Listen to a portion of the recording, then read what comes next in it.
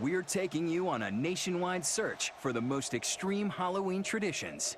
Next stop, Lathrop, California. Nothing says autumn fun quite like a stroll through a corn maze, a labyrinth literally carved into a cornfield. But if you thought corn mazes were kid stuff, you haven't been here. Welcome to Del Oso Farms in Lathrop, California, the most colossal corn maze in America. Sprawling across more than 25 acres, the Del Oso maze is roughly the size of the Pentagon and almost as scary.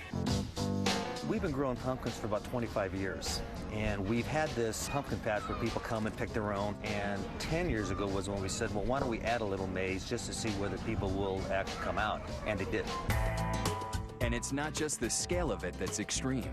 Seen from above, these artfully landscaped labyrinths are truly breathtaking. The 2005 maze was designed to look like a grinning jack-o'-lantern. In 2006, it was a scarecrow pushing a wagon. And this year? The maze always has the shape of a pumpkin in it. So this year we have a wagon full of pumpkins with a silo in the background. It might look orderly from the air, but step inside, and you are instantly lost in the endless cornstalk madness. Go around. Hey, go right here. Go around like that.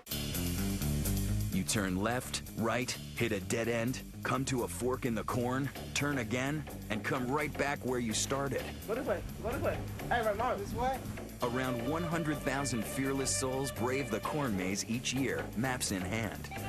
And though the walk normally takes an average of an hour to complete, if you lose your way for even an instant, you may never find your way back to civilization. Oh, is it not fun to get lost in corn?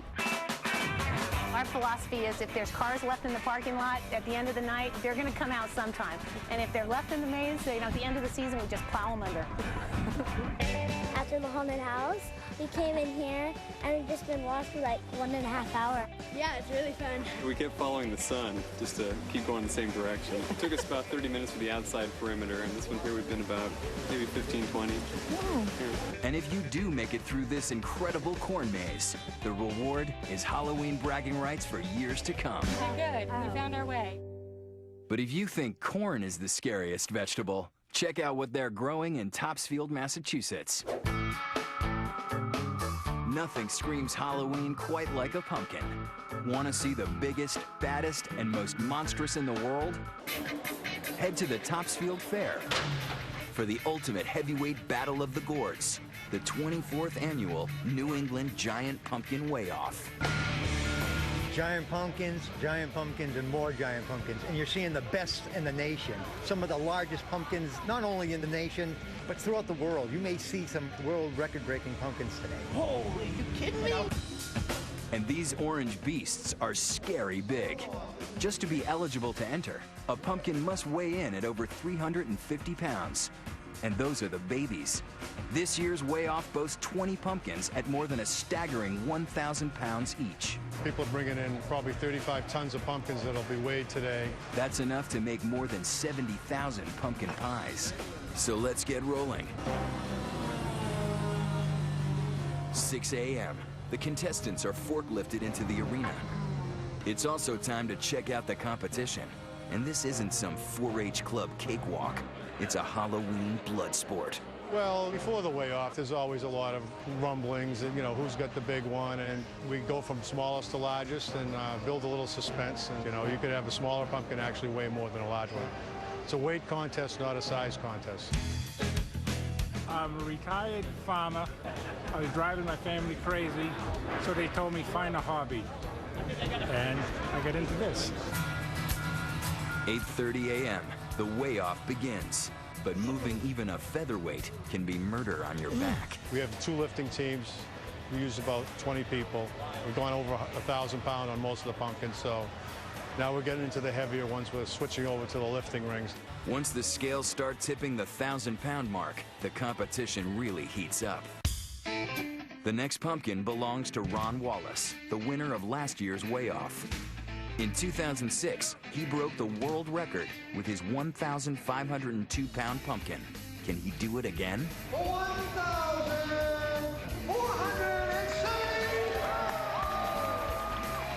1,470 pounds, just 32 pounds shy of a world record.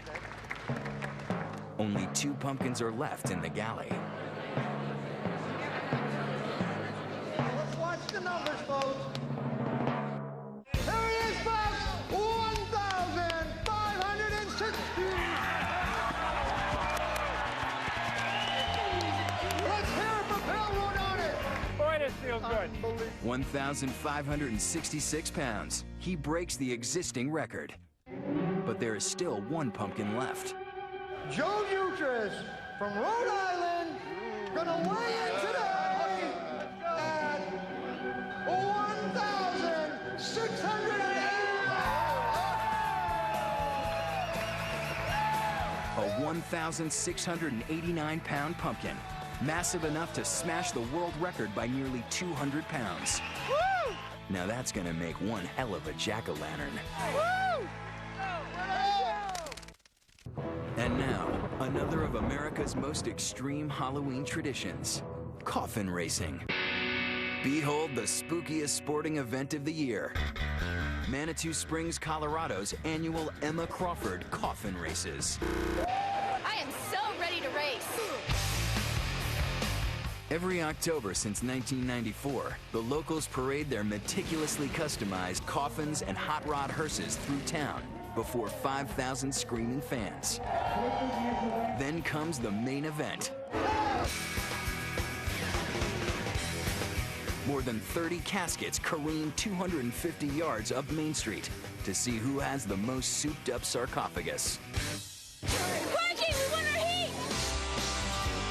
The race pays homage to former Manitou Springs resident Emma Crawford, who died in 1890 at age 19. According to local legend, torrential rains washed her coffin down the side of Red Mountain, where her ghost still lingers today. And on race day, no matter who wins, it always ends in a dead heat.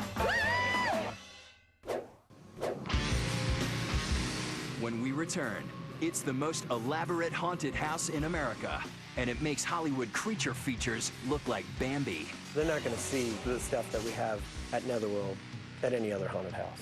And later, jack-o'-lanterns so artful and awful that they will change the way you look at pumpkins.